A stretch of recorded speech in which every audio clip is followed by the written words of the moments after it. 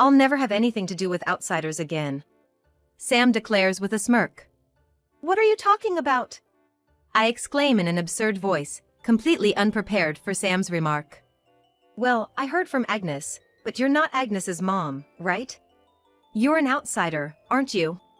While I am dumbfounded, Mabel stands up, slamming her hand on the desk. Enough is enough. What the heck are you?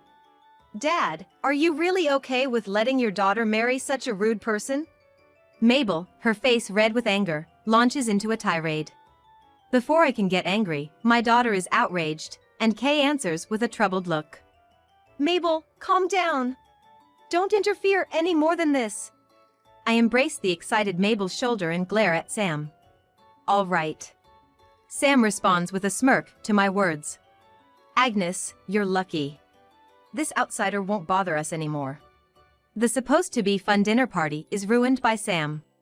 Mabel, who was looking forward to the family getting together for the first time in a while, finally bursts into tears. But neither Agnes nor Sam seem to care. I'll never have anything to do with people who hurt Mabel like this again. Even if Agnes defies me, she is still my daughter. I don't want to upset Agnes, but I can't forgive the two for making Mabel feel this way. As long as they treat me like an outsider, I have my own thoughts. Agnes and Sam couldn't have imagined that at this moment, they would lose everything. My name is Yolanda, and I'm 48 years old. I work as an office clerk in a friend's company. I currently live with my husband and 2 daughters, 4 of us in total. My husband Kay is 1 year younger than me, 47 years old. Before marrying me, he had a previous wife. The 2 daughters are not my biological children, but were born to Kay and his ex-wife. The elder daughter, Agnes, turns 28 this year, and the younger daughter, Mabel, is 25. When Kay and I got married, both officially became my daughters. When I met them, both were in elementary school. Having separated from their mother at a young age, the girls and I quickly became close. Kay had told me that after their marriage, the girl's mother repeatedly cheated on him. Even after Mabel was born, the bad habit showed no signs of stopping, and Kay, troubled, eventually divorced her. Busy with work to support the two, Kay could only do the minimum in raising them. Their meals often consisted of frozen food or noodles, and I tried to cook as much as possible. I also bought girl-like clothes for them and visited them as much as I could. As life went on, Kay and I decided to get married. Even while dating Kay, my parents were against it. I knew the difficulties of marrying a man with children. But I left home in a way similar to running away to be with Kay. At first, the joy of spending time together as a family of 4 outweighed the hardships. But as we got used to each other, the reasons for my parents' vocal opposition to this marriage became clear. The daughters, who used to see me as an older sister, couldn't accept me suddenly becoming their mother. They didn't take me seriously, and when Kay was away, they did whatever they wanted. But if I scolded them too much, Kay didn't like it and blamed me. You're annoyed with them because they're not your blood, aren't you? I was deeply hurt by such remarks day after day. With each occurrence, the fact that Agnes and Mabel were not my biological children weighed heavily on me. Though my relationship with Kay had its ups and downs due to how I interacted with the daughters, we never had a major rift. On the other hand, my relationship with them increasingly troubled me. As she grew up, Mabel, who was a tomboy as a child, became more supportive of me. She often helped with housework and started to treat me more like a mother than before. However, as Agnes grew older, she came to detest me. It could have been her age, but she didn't accept me as her mother. Kay's consistent response was "it can't be helped," and he never scolded Agnes for her defiance. Seeing this, Agnes probably didn't think she was doing anything wrong.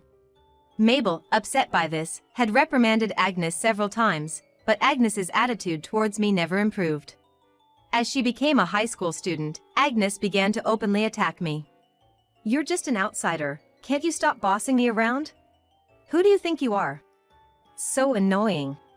When I accepted them as my daughters, I braced myself for some difficulties, but at this rate, Agnes will never recognize me as her mother. Hey, seriously, isn't that too much? If you don't say something, we'll always be like this. Feeling the gravity of the situation, I repeatedly consulted with Kay, but he always took Agnes's side. It's only natural she can't accept you as her real mom. Why don't you try to understand that? By this time, Kay had also started openly attacking me. I understand he loves his daughter, but isn't it a parent's job to scold her when necessary? As I feared, Kay's leniency only worsened Agnes's behavior. She stopped attending high school regularly and often didn't come home. Even when Mabel somehow got in touch, Agnes would just dismiss her with "I'm with my boyfriend." It's unacceptable for a high school girl to stay over at a man's place. Even when Mabel handed me the phone, Agnes wouldn't listen to a word I said. I hesitated to tell Kay, fearing he would be shocked, but I had no choice but to discuss it with him.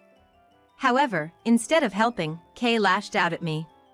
It's your fault Agnes turned out this way. Kay was losing it, but Mabel put a stop to his attacks on me. Dad, enough already. Mom has warned us many times, but you never said anything, did you? Kay seemed to realize this too. Rebuked by Mabel, he clenched his fists in impotent rage and slammed the table. After that, Kay continued to turn a blind eye to Agnes's actions, deceiving himself. Mabel and I could do nothing as Agnes ended up dropping out of high school. Agnes rarely came home, and even Kay didn't clearly know what she was up to. The family was falling apart, but thanks to Mabel, Kay and I managed to stay together. Time passed, and one day, when Mabel turned 25. Mom, Agnes is getting married. Mabel murmured as she returned from work. Agnes hardly came home since then, but Mabel regularly checked up on her. Agnes never had a stable job, but she always had a boyfriend. Now, she is finally settling down. Though we'd grown apart, I was happy to hear the good news about our family. When Kay heard about Agnes's marriage, we laughed together for the first time in a long while. Moreover, Agnes contacted us, wanting to bring her fiancé over for a direct conversation. Mabel seemed most relieved by this news. She hoped that improving relations with Agnes would mend my relationship with Kay. Despite everything, we might laugh together again like we used to. A faint hope filled my heart. A few days later, Agnes came home as promised. It had been about a year since she last came, so it was a rare family gathering. Beside Agnes stood her fiancé, dressed in a suit. "Nice to meet you. I'm Sam, dating Agnes." Sam seemed serious, but he avoided eye contact with me, focusing only on Kay and Mabel. I apologize for the concern caused by Agnes not returning home. Sam had been dating Agnes for about 2 years, but indeed, during these 2 years, we hardly saw each other. Agnes and Sam, acting as if I were invisible, followed Kay into the living room. Noticing their behavior, Mabel frowned and looked at me. Mom! Mabel seemed about to say something, but I took her hand, stopping her, and followed the three into the living room. We sat across from Agnes and Sam, with the table between us. For today, I had splurged on feasts, and we started chatting. Dad, Mabel, it's been a while. Agnes said, still intentionally ignoring me. Agnes, have you been ignoring Mom this whole time? Mabel got upset with Agnes's attitude. Oh, you're here. Agnes laughed artificially, and Sam, sitting next to her, joined in. Mabel was about to say more, but I stopped her. Mabel, let it go. Mabel's mouth moved as if to say but I cut her off. Anyway, we're here today to discuss with Dad. As if our exchange hadn't happened, Agnes turned to Sam. Urged by Agnes, Sam straightened up and spoke. I apologize for the late greeting, but I will be marrying Agnes. I promise to make her happy. Sam looked earnestly at Kay as he spoke grandly. Despite her being this way, I hope you'll be kind to her. At Kay's words, Agnes and Sam joyfully held hands. Actually, there's something we want to say. Agnes prompted Sam to continue. We will have nothing to do with outsiders anymore. Looking directly at me, Sam stated this with a smirk. What? What are you saying? I exclaimed in disbelief at this unexpected remark. Even if it was a joke, it was beyond an acceptable level. Well, I heard from Agnes, you're not really Agnes's mom, right? You're an outsider, aren't you? Sam seemed to be enjoying my reaction. Just when I thought our crumbling family might be mended, that hope was cruelly shattered. I was speechless for a while, just comparing the faces of Agnes and Sam. Then, seemingly unable to bear it any longer, Mabel stood up, slamming her hand on the desk. Enough is enough. What are you even saying? Dad, are you really okay with your daughter marrying such a rude person? Mabel, her face red with anger, burst out. Before I could get angry, my daughter was already outraged, and Kay responded with a troubled look. Mabel, calm down. Don't interfere anymore. This was the first time Mabel was reprimanded by Kay for taking my side. I embraced the excited Mabel and glared at Sam. All right. The three of them exchanged glances at my words. I'll have nothing to do with people who hurt Mabel anymore. As I declared this, Kay looked a bit troubled, but Agnes and Sam burst out laughing. It's not like we're hurting Mabel, but okay. You won't be invited to the wedding, Agnes said, and Sam nodded. It's unthinkable to invite irrelevant outsiders to our special day, Sam said, having meals. Mom, it's okay. I don't want to see these people anymore, Mabel said tearfully. Agnes is dear to him, but for Kay, Mabel is also an important daughter. Mabel, don't say that. Kay stood up, disturbed by Mabel's tears, but was stopped by Agnes. Dad, let it be. Just ignore it. Kay, offered a drink by Sam, reluctantly picked up the glass, still concerned about us. I spoke to Mabel and left the living room. Mabel continued to cry, clearly shocked. The chatter of the three continued in the living room, but Mabel and I got ready and left the house. I took Mabel to my parents' house, where they had been quietly watching over us since my marriage to Kay. It felt wrong to turn to them only in times of need, but they were the only ones I could rely on now. Sorry for visiting you suddenly. My parents, surprised to see Mabel and me after so long, welcomed us with smiles. Seeing Mabel's continued tears, my mother seemed deeply pained. After explaining the situation in the living room, both my parents urged, "Stay here for a while." Mabel wanted this too, so we gratefully accepted their kindness. Kay kept calling, so I sent a short message to reassure him of Mabel's safety. Despite scolding Mabel at that moment, it seemed he was still worried about his daughter. Mabel, feeling betrayed by Kay siding with Agnes and Sam, couldn't forgive him. "I don't want to talk to Dad," she said, with no intention of returning home. While Kay was away at work, Mabel and I packed our belongings and moved them out. We decided it was best to live apart for a while, even if we didn't divorce. Although Kay didn't apologize to me directly, it seems he was reflecting on Mabel's attitude. However, it also appeared he had no intention of blaming Agnes or Sam. As time passed, the date of their wedding was set, and the day arrived. Mabel, having been begged by Agnes and Kay, reluctantly agreed to attend the ceremony. Mom, I really don't want to go. Mabel kept complaining until the last moment, but I persuaded her. They said they would have nothing to do with outsiders, right? I want you to see them realize the meaning of their words. With my meaningful words, Mabel, though still hesitant, agreed. If you say so, I'll go. But I'll never forgive Agnes and that guy. Mabel dressed up and left for the ceremony. Upon arriving at the venue, Mabel was greeted by Kay at the entrance. Mabel! Kay was relieved to see her after such a long time, but Mabel's feelings hadn't changed. After a brief conversation, she was led to the reception hall.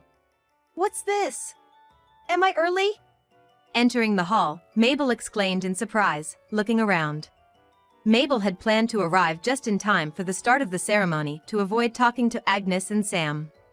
Checking her watch and the invitation, there was no mistake, it was 5 minutes before the ceremony was due to start. Yet, the venue was sparsely populated, even though it was only 5 minutes to the start. The bride's side, with fewer relatives, company associates, and friends, had some relatives I had met a few times. However, most of the venue was reserved for the groom's side, where there were hardly any guests. Only a couple presumed to be Sam's parents and a few friends were there. Most of these seats were probably reserved for guests related to Sam's company. As Mabel stood puzzled, Sam's angry shouts could be heard. What the hell is going on? Turning around, Mabel saw Sam in a tuxedo, yelling at the reception. Why aren't my guests here? Was there a mistake on the invitation? Sam was berating a friend who seemed to be handling the reception, but there was no error on the invitation. Meanwhile, Agnes looked worriedly from the dressing room. As time passed the scheduled start, the venue became increasingly chaotic. Mabel, confused about what was happening, suddenly realized. Could it be because of Mom? I appeared at the venue just as Agnes and Sam were panicking. What are you doing here? Agnes, busy making phone calls with Sam due to the unusual situation, noticed me. Mabel, spotting me, rushed over. Mom! What's going on? What's all this? Mabel bombarded me with questions, puzzled by my presence and the absence of guests. Did you do something? Noticing our exchange, Sam approached us, confronting me. Don't come any closer. Since you said you'd have nothing to do with outsiders, I made sure to decline the company of people who are also outsiders. I rebuked Sam, causing him to stop in his tracks, but he opened his mouth with an angry expression. What are you talking about? That's not what I meant. I said I didn't want anything to do with you, an outsider. Sam, his hair in disarray, was shouting, but his outburst didn't change the situation. Would you understand this situation if I used my maiden name? Yolanda Smith. At that moment, a look of shock crossed Sam's face. I confirmed the change in Sam's expression and continued. By the way, my brother's name is Simon Smith. As I mentioned my brother's name, Sam's face twisted in fear. What are you saying? Simon Smith, isn't that the name of the president of our company? Yes, as unlikely as it may seem, Sam was an employee at the company run by my brother. Previously, when Sam came to introduce himself for marriage, he boasted about being an elite. At that time, he revealed that he worked at a major trading company managed by my brother. I was surprised at first, but of course, Sam didn't know the relationship between my brother and me.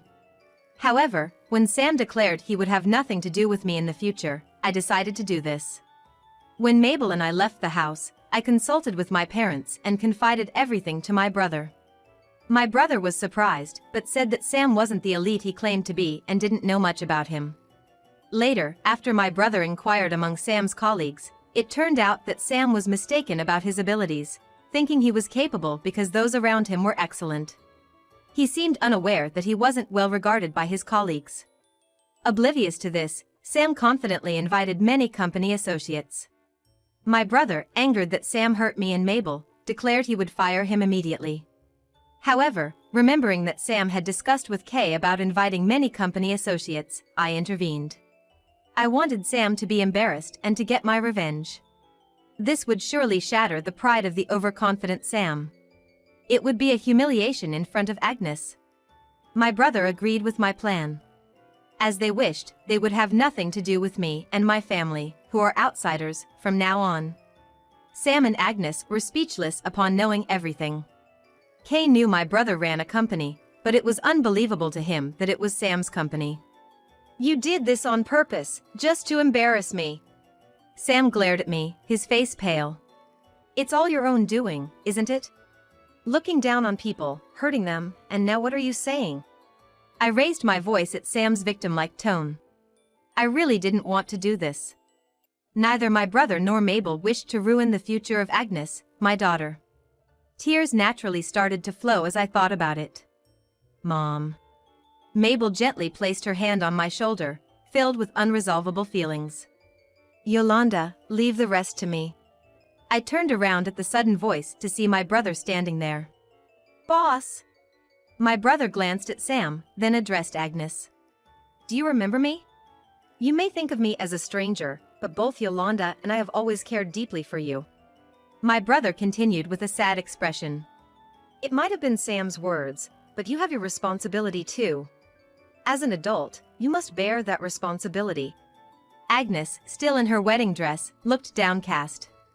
Sam, needless to say, you'll be leaving the company. Being a company-initiated resignation, you'll struggle in your job search with this fact. As my brother said, Sam would be questioned about his reason for leaving in future job interviews. The crime he committed this time would haunt him for life. And given Sam's high pride, it's hard to imagine him being fired without consequences. No way! Am I getting fired? Sam seemed to have lost his grip on reality, repeating the same words like a broken record. Sam! Agnes frantically shook Sam's body, but he collapsed weakly on the spot.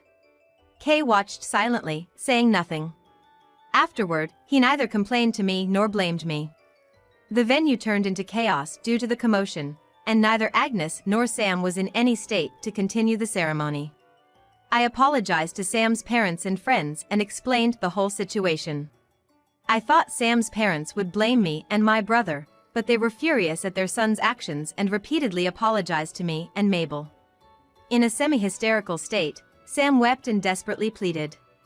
After consulting with Sam's parents and Kay, we decided to cancel the wedding due to the disturbance.